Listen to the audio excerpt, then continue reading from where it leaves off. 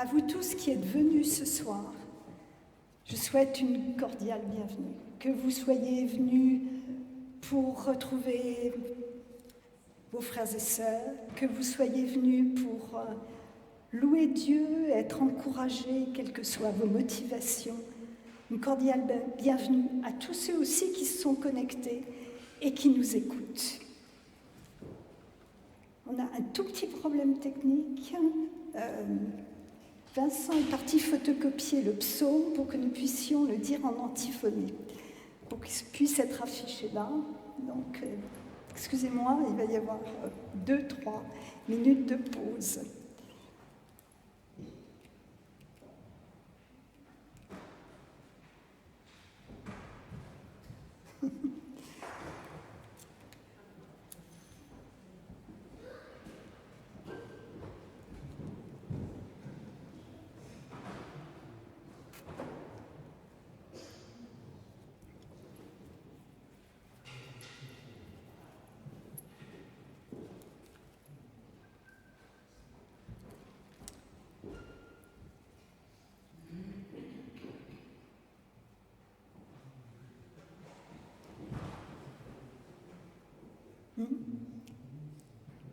Je pense qu'il va arriver.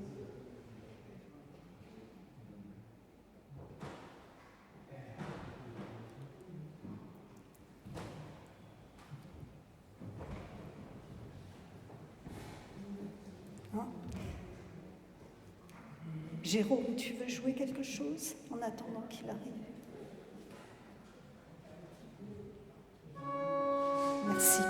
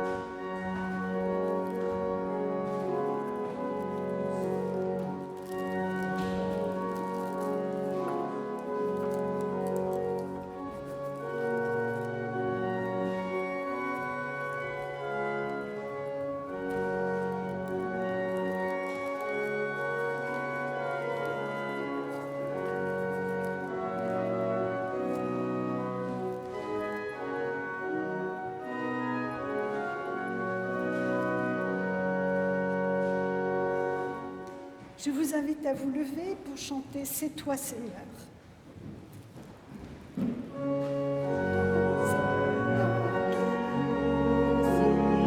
Oh,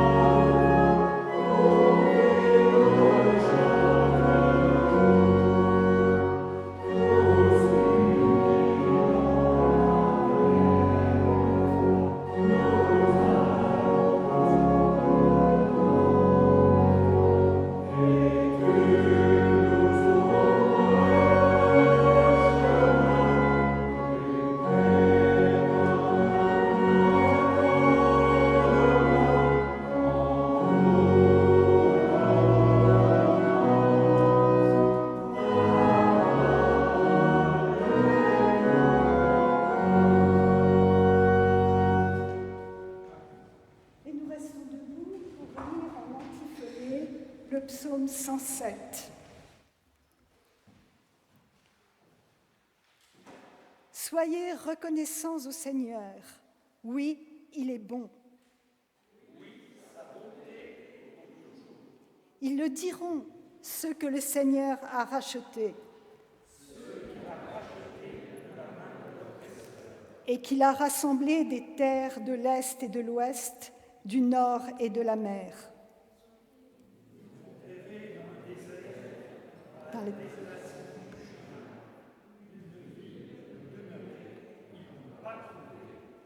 Affamés et assoiffés,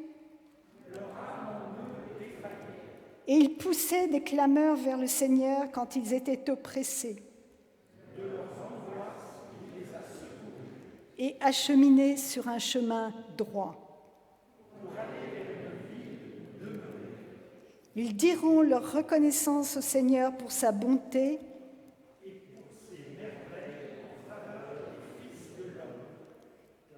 car il a rassasié l'âme avide de boire.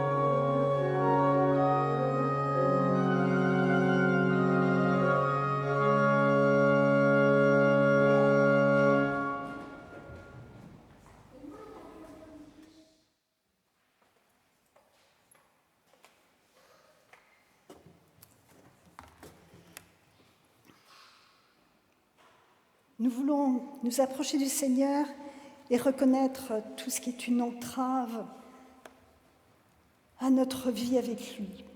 Seigneur, tu nous vois installés dans nos convictions, nos préjugés et nos confessions de foi, prisonniers et encalminés en nos pays, notre histoire et nos cultures, nos familles, nos modes de pensée et notre loi. Viens nous en faire sortir, Seigneur. Ouvre nos yeux et notre cœur. Et je vous invite à chanter le 44-14. Le 44-14. Amen.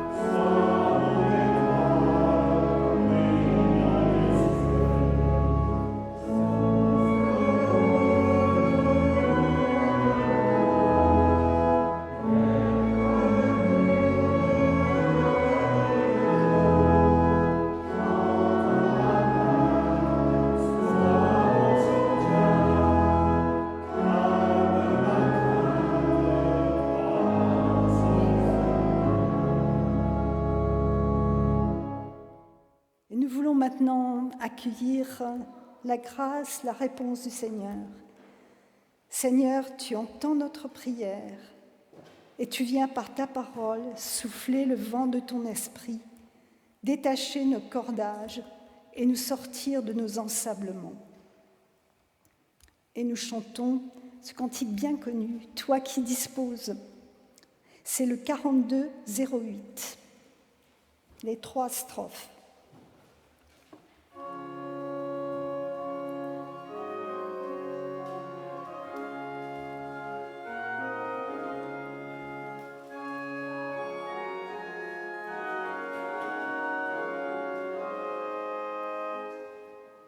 Toi qui disposes de toutes choses et nous le donnes chaque jour. Reçois, ô Père, notre prière de reconnaissance et d'amour. Le don suprême que grâce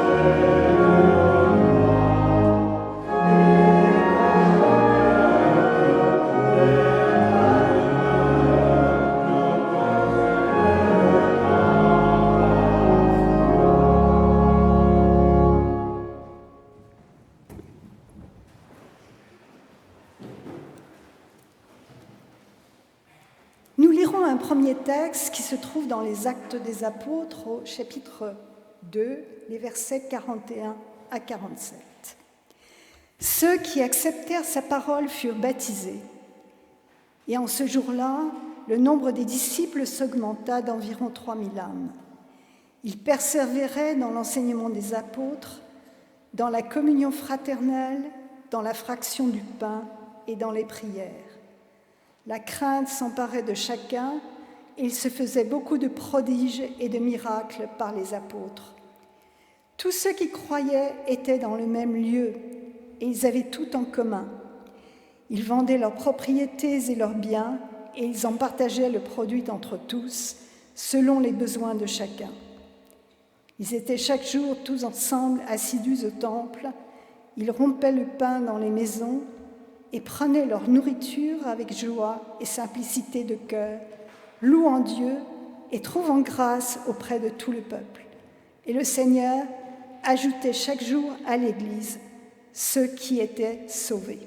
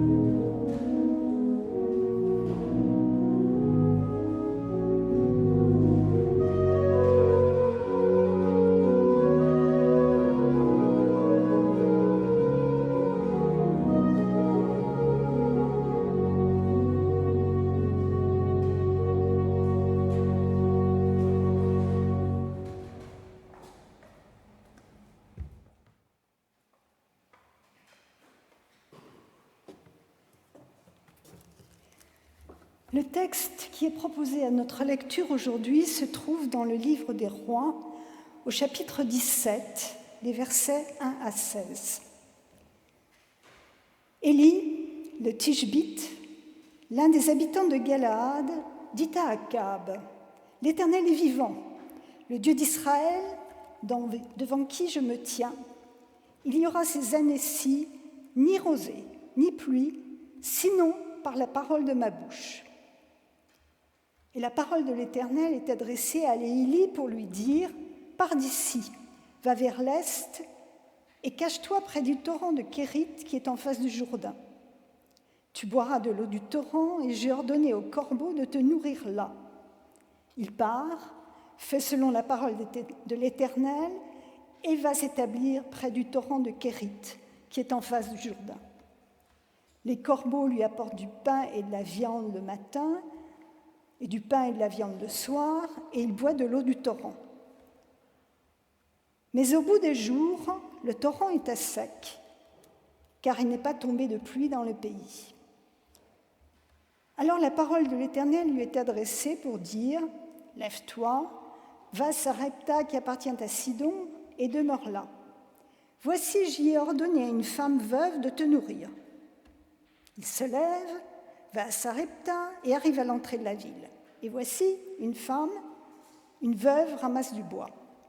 Il appelle et dit « Prends, je te prie, un peu d'eau pour moi dans un vase, je boirai. » Et elle va en chercher, il l'appelle de nouveau et dit « Apporte-moi, je te prie, un morceau de pain dans ta main. » Et elle dit « L'Éternel, ton Dieu est vivant, je n'ai rien de cuit, je n'ai qu'une poignée de farine dans le pot et un peu d'huile dans la cruche. Et voici, je viens de ramasser 2 morceaux de bois, puis je rentrerai, je préparerai cela pour moi et pour mon fils. Nous mangerons, après quoi nous mourrons. » Élie lui dit « Ne crains point, rentre, fais comme tu as dit. Seulement, prépare-moi d'abord avec cela un petit gâteau, et tu me l'apporteras. Tu en feras ensuite pour toi et pour ton fils. Car ainsi parle l'Éternel, le Dieu d'Israël, la farine qui est dans le pot ne manquera point, et l'huile qui est dans la cruche ne diminuera point, jusqu'au jour où l'Éternel fera tomber de la pluie sur la face du sol. » Elle va et fait selon la parole d'Élie. Et pendant longtemps, elle mange, elle et sa maison, ainsi que lui. La farine qui est dans le pot ne manque point, et l'huile qui est dans la cruche ne diminue point, selon la parole que l'Éternel a dite par la main d'Élie. Seigneur, nous te demandons que ta parole puisse être pour chacun d'entre nous ce soir une lampe à nos pieds et une lumière sur notre route. Alors, ces 2 épisodes de la vie d'Élie sont relativement bien connus. Ils ont fait l'objet de nombre de méditations et de prédications. Je dirais que c'est un avantage et c'est un inconvénient, le risque étant soit de s'égarer en voulant à toute force être original, soit de radoter en ne faisant que répéter ce qui a déjà été dit. Or, comprendre un texte, c'est tout d'abord comprendre son contexte, selon le vieil adage « texte sans contexte n'est qu'un prétexte ». Je vous propose donc tout d'abord un bref aperçu du contexte politique du moment. Élie, sorti de nulle part, de Galaad, fait irruption dans le récit en s'adressant sans aucun préalable à Akab, roi d'Israël. Celui-ci a succédé à son père, Omri, après toute une série de rois, Nadab, Bacha, Éla et Zimri, qui tous ont fait ce qui déplaisait au Seigneur. Et nous dit le texte, il fit encore plus mal aux yeux du Seigneur, le Dieu d'Israël, que tous ceux qui l'avaient précédé. En effet, non seulement il a épousé Jézabel, la fille du roi de Tyr et Sidon, un païen qui était de surcroît un prêtre de Baal, mais ce cher Akab a en plus fait construire à Samarie, la capitale d'Israël, un temple à Baal. Il y a élevé un autel à Baal et a également dressé un Ashéra, c'est-à-dire un poteau cultuel. Qui est Baal en fait ? Baal, dont le nom signifie maître, seigneur, possesseur, est le dieu des Phéniciens et des Cananéens. Appelé le chevaucheur des nuées, il est le maître de la foudre, le dieu de la pluie et de l'orage. En fait, le baalisme est une des variantes cananéennes des religions de la fécondité, essentiellement du sol et du bétail. Et dans une région où la sécheresse dure d'avril à octobre et où l'absence de pluie en octobre peut être une catastrophe, on comprend que son culte soit, pour Israël, qui vit essentiellement d'agriculture et d'élevage, la tentation par excellence. Donc, par peur de la toute-puissance de Baal, par peur de ses colères, il est le dieu de l'orage, n'est-ce pas? Mais aussi par peur du manque, par intérêt, on apporte à Baal des offrandes de nourriture parce qu'on en espère un retour sur investissement. C'est donc une religion du donnant-donnant, une religion du besoin et une religion de la peur. Or, le dieu d'Élie est aux antipodes de ce dieu-là. Yahvé, ce dieu au nom imprononçable, c'est-à-dire un dieu qu'on ne peut mettre dans aucune case, est le dieu auquel on témoigne sa reconnaissance pour la délivrance hors d'Égypte et pour la terre promise reçue en héritage. Or, qu'est-ce que fait Élie? Lui, dont le nom signifie Yah, c'est-à-dire un raccourci pour Yahvé, est mon Dieu. Premier constat, Élie se présente devant le roi Akab comme celui, je cite, qui se tient devant le Seigneur. Une tournure qui, dans l'Ancien Testament, désigne l'attitude du serviteur se présentant devant son maître pour en recevoir les ordres. Et voici que ce serviteur de Yahvé, je mets entre guillemets, sans doute excédé par le paganisme ambiant, décide à lui tout seul de mettre fin à cet état de fait et se présente devant le roi.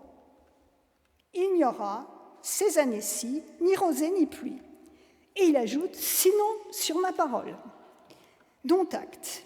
Élie décrète, sans aucun mandat, la sécheresse, c'est-à-dire la famine, voire la mort pour toute une population. Et mieux, c'est sa parole qui produira la catastrophe. Or, en tant que roi, Akab est héritier de la toute-puissance de Baal. Et Élie, en se présentant en tant que serviteur de Yahvé, qu'est-ce qu'il fait? Premièrement, il se place dans un rapport d'égalité et de pouvoir face à Akab, du niveau bac à sable. Style, tu vas voir, mon papa, il est plus fort que le tien. Pire, il place Dieu sur le même terrain que Baal, dans une rivalité d'égal à égal avec Baal. Et ensuite, enfin, il se substitue à Dieu. Et tout ça, bien sûr, sans aucun mandat. La sécheresse va pourtant survenir, sans que le récit fournisse toutefois le moindre indice sur son origine. Est-elle le fait du châtiment divin ou des conditions climatiques du moment? Nous n'en savons strictement rien. Le récit est complètement muet à cet égard. Quant aux effets de la sécheresse, ils ne sont évoqués que par le biais du récit de l'intervention divine en faveur d'Élie, de la veuve et de son fils, qui tous trois vont être nourris miraculeusement.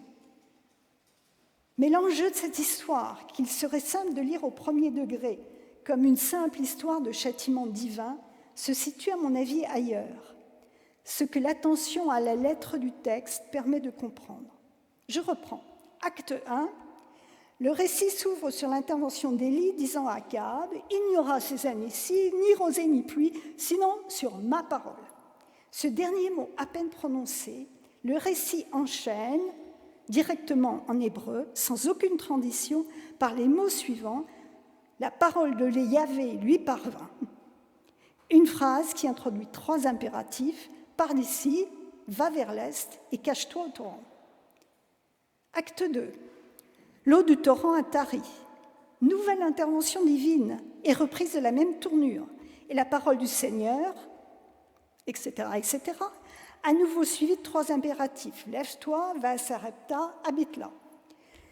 Que signifie cette répétition de la tournure, la parole du Seigneur, suivie à chaque fois de 3 ordres?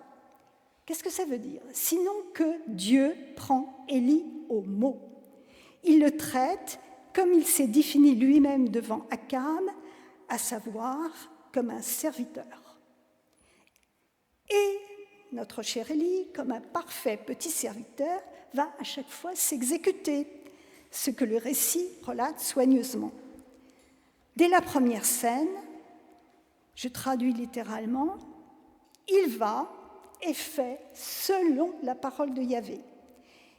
Et le même scénario se répète en ouverture du second acte, l'ordre de Yahvé, exécution d'Élie, il se lève et va à Sarepta. Revenons donc maintenant un petit peu sur le premier acte, l'épisode du torrent. Que signifie-t-il, sinon que malgré l'initiative pour le moins catastrophique de son serviteur, Dieu le met à l'abri des conséquences de son acte et de la malédiction qu'il a prononcée. Les conditions de cette mise à l'abri sont toutefois fort étranges. Il le renvoie tout simplement chez lui, en Galaad. Vous vous souvenez qu'Élie vient de Galaad, c'est son pays d'origine, parce que l'oued de Kéride est généralement situé sur la rive gauche du Jourdain, c'est-à-dire en dehors du territoire d'Israël. Là, non seulement Dieu condamne Élie à l'isolement, mais aussi à une totale dépendance, à une dépendance quotidienne de corbeaux, ces oiseaux impurs. Vous vous souvenez peut-être que notre pasteur Fabien Claveroli en avait parlé il y a quelque temps, ces corbeaux lui apportent pain et viande chaque matin et chaque soir. Mais aussi, il reçoit l'eau de l'oued qui, en ces temps de sécheresse, finira bien par tarir. Bref, Dieu lui rejoue le coup du désert lorsque les enfants d'Israël étaient dépendants de l'eau du rocher, de la manne et des cailles. Élie est certes dans son pays, mais seul, absolument seul face à lui-même. Aucune possibilité désormais de jouer les prophètes de malheur et les matamores, aucun contact avec le monde extérieur, aucune visibilité, comme on dit aujourd'hui, c'est-à-dire aucune possibilité de se projeter dans l'avenir. Rien sinon l'attente, dont il ne sait pas quand elle prendra fin. Acte 2. L'eau de l'oued finit effectivement par tarir. Et à ce moment précis se fait entendre la seconde parole de Yahvé. Lève-toi, va à Sarepta, qui appartient à Sidon, et demeure là. Alors là, c'est un ordre proprement insensé. Le narrateur prenant en plus le soin de préciser que Sarepta appartient à Sidon.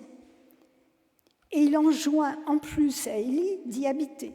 Je traduis directement de l'hébreu. Cela équivaut à dire à Élie de se jeter dans la gueule du lion, parce que le roi des Sidoniens, c'est qui, à votre avis? Ce n'est personne d'autre qu'Et-Baal, c'est-à-dire le père de Jézabel. Drôle de façon, on dirait aujourd'hui, d'exfiltrer un agent menacé de mort. Pire encore, Dieu lui annonce qu'il a chargé une veuve de pourvoir à ses besoins. Il a déjà dû accepter d'être nourri par des corvidés, mais par une veuve, franchement. Une femme, c'est déjà un problème en soi, mais en plus une veuve, c'est donc une femme sans homme, et comble du comble, une païenne. Je ne sais pas si nous mesurons ce que ce triple handicap représente dans l'imaginaire du serviteur de Yahvé. Pourtant, cette fois encore, Élie s'exécute sans barguigner. Et là, tout se passe comme Dieu l'a annoncé. Enfin, pas tout à fait. Pour la première fois, depuis l'annonce fracassante d'Élie à Akab, nous entendons à nouveau la voix du prophète. Et que dit-il à la veuve qu'il rencontre dès son arrivée dans la ville? Il lui demande 2 choses.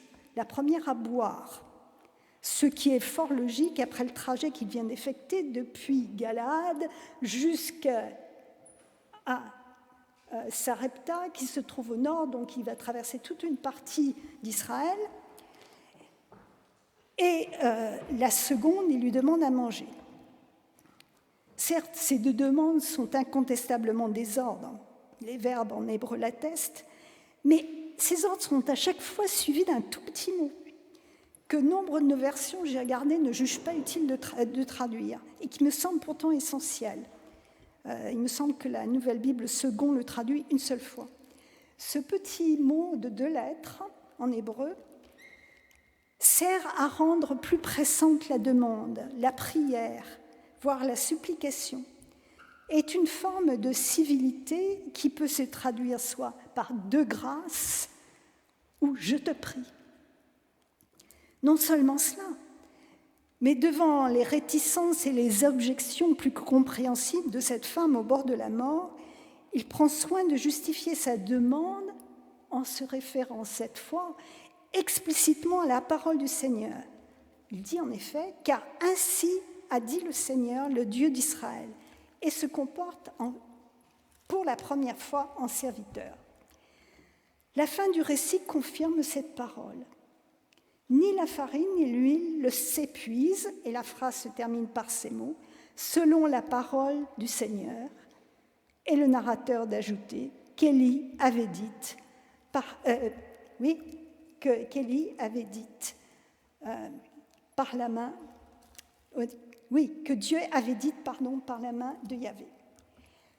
Donc voilà un homme qui se présente lui-même comme un serviteur du Seigneur, qui s'arroge le droit de faire lui-même justice, une justice rétributive, cela s'entend, sans mandat, sans réflexion sur les conséquences de ses actes, sans égard pour les dégâts collatéraux, et faut-il le préciser, sans égard pour sa propre personne.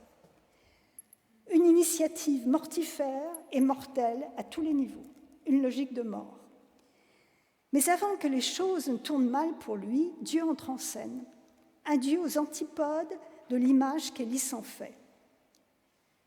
Dans cette intervention, la priorité, bien entendu, de sauver non pas le soldat Ryan, mais le serviteur Élie, mais son salut est en réalité en grande partie entre les mains d'Élie lui-même et dépend de sa capacité à entendre l'ordre divin et à se montrer justement ce qui n'a pas été jusqu'à présent, malgré sa prétention à l'être, à savoir serviteur. Cette fois, il obéit au quart de tour. Il va et fait selon la parole du Seigneur. Et se retrouve ainsi dans des conditions qu'il aurait sans aucun doute rejetées dans un tout autre contexte. Il est non seulement condamné à l'inaction, lui qui voulait agir, changer le cours des choses, pire, exercer la justice divine, et se voit en outre contraint de devoir sa survie à de sales oiseaux impurs. Une situation qui n'est pas sans rappeler celle de l'apôtre Pierre en acte 10, quand l'apôtre Pierre a une vision et que descend du ciel un drap avec des animaux impurs et qu'une voix lui dit « tue et mange », et ce à 3 reprises. Pour Pierre, c'est impensable, mais c'est la condition essentielle pour qu'il comprenne et qu'il puisse aller voir Corneille, ce païen. Donc cette première étape d'Élie n'est toutefois que le prélude à une seconde étape. Dans la deuxième étape, Dieu l'expédie non seulement aux confins d'Israël, mais en plein territoire ennemi. Et sa survie dépend maintenant d'une femme qu'Élie, dans un autre contexte, n'aurait même pas vue, à laquelle il n'aurait même pas adressé la parole. Et il se voit obligé de la prier, d'entrer en dialogue avec elle, pire, de lui annoncer la vie, lui qui avait annoncé la mort, de la convaincre et de la rassurer. « N'aie pas peur », lui dit-il. Et il est obligé d'accepter une partie de son projet. « Va et fais selon ta parole », lui dit-il, pour la convaincre de partager le pain et l'huile avec elle, c'est-à-dire la communion de table. Et ce, pendant toute la durée de la sécheresse. Bref, des choses impensables pour lui dans le monde d'avant. Sa vie est à ce prix. Et cette fois, la femme fait selon la parole d'Élie. Et comme vous l'avez entendu, l'acte 2 se clôt sur ces mots. La farine qui est dans le pot ne manque point, et l'huile qui est dans la cruche ne diminue point, selon la parole que l'Éternel a dite par la main d'Élie. Il suffit de mettre en regard la première phrase d'Élie au début de notre récit. « L'Éternel est vivant, le Dieu d'Israël devant qui je me tiens. Il n'y aura ces années ni pluie, ni rosée, sinon par la parole de ma bouche. » Et la dernière du chapitre, « La farine et l'huile n'ont pas manqué, selon la parole que l'Éternel a dite par la main d'Élie, pour mesurer le chemin parcouru. » Après cette traversée, Élie, qui se présentait comme un serviteur du Seigneur, messager de mort, devient, en obéissant à Dieu, c'est-à-dire à une parole qui le conduit à considérer le monde, l'autre et Dieu lui-même avec d'autres lunettes, l'agent de la vie, pour lui et pour autrui. Quelque chose que dans ses cauchemars les plus fous, il n'aurait jamais envisagé.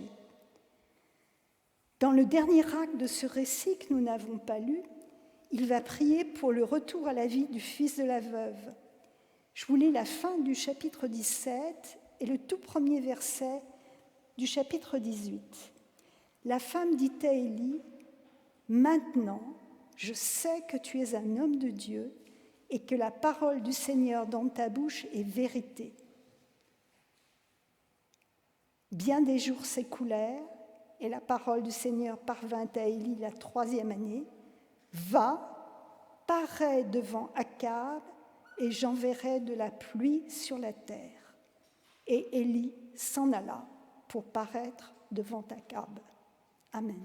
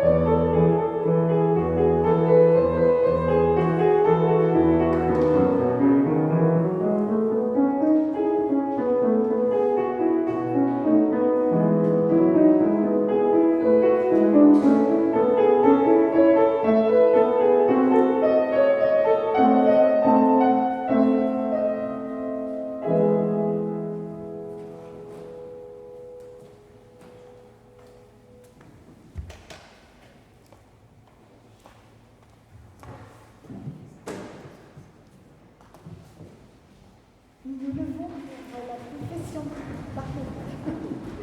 Nous nous levons pour la confession de foi. Hélas, vous n'avez pas de feuille.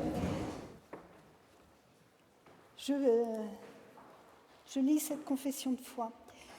Je crois que le Seigneur vient à notre rencontre sans relâche pour nous libérer de nos peurs et de nos erreurs. Il nous invite à le suivre, quel que soit notre âge, notre condition, notre passé. Avec lui, nous pouvons écrire notre histoire sous son regard bienveillant. Je crois que son Fils Jésus-Christ, qu'il a envoyé pour moi, fait de nous des frères et des sœurs, unis et soucieux des plus fragiles.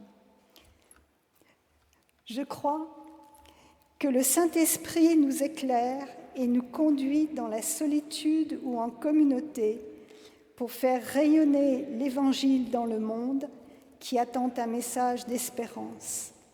Je crois que Dieu vient à ma rencontre aujourd'hui. Amen. Et nous chantons ensemble « Béni soit le lien », le 36-15, des strophes 1, 2 et 3.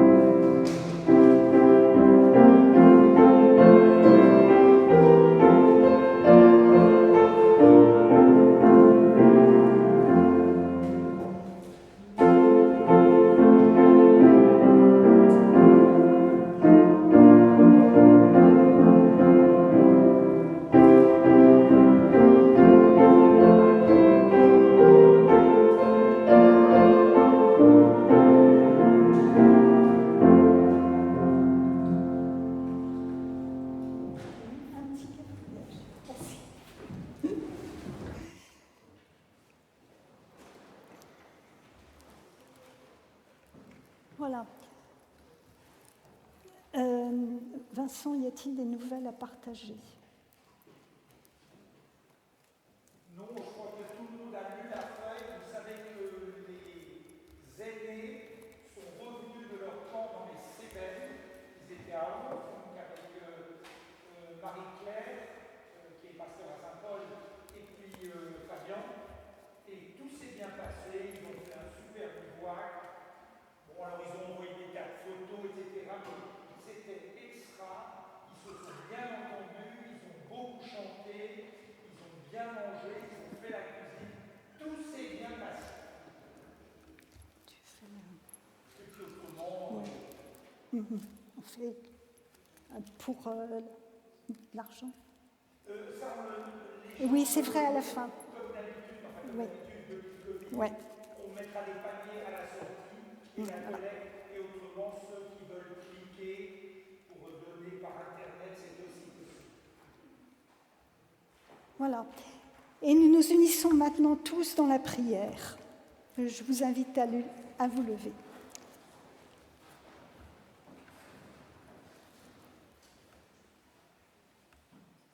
Seigneur notre Dieu, nous venons vers toi ce soir et t'apportons nos propres vies et tout ce qui fait obstacle à l'action de ta parole et de ton esprit. Nos propres enfermements qui nous empêchent de nous voir et de voir l'autre comme toi tu nous vois. Nous te remettons tous ceux qui nous sont chers, nos familles, nos amis, nos frères et sœurs, non seulement ceux qui traversent la souffrance et le deuil et qui désespèrent, mais aussi ceux qui connaissent des jours heureux, que chacun, chacune, là où il se trouve, puisse vivre la réalité de ta promesse. Voici, je suis avec vous tous les jours. Nous te prions pour notre paroisse, pour ceux qui exercent des responsabilités, pour nos pasteurs, et que ce temps de vacances soit pour chacune et chacun un temps de restauration spirituelle, physique et mentale. Nous te prions pour notre témoignage individuel, pour celui de notre paroisse et celui de ton Église en général, qu'il soit dans le monde porteur d'une parole autre, une parole d'espérance et de vie. Et tous ensemble, nous te disons, notre Père qui es aux cieux, que ton nom soit sanctifié, que ton règne vienne, que ta volonté soit faite sur la terre comme au ciel. Donne-nous aujourd'hui notre pain de ce jour. Pardonne-nous nos offenses, comme nous pardonnons aussi à ceux qui nous ont offensés. Et ne nous laisse pas entrer en tentation, mais délivre-nous du mal. Car c'est à toi qu'appartiennent le règne, la puissance et la gloire. Siècle des siècles.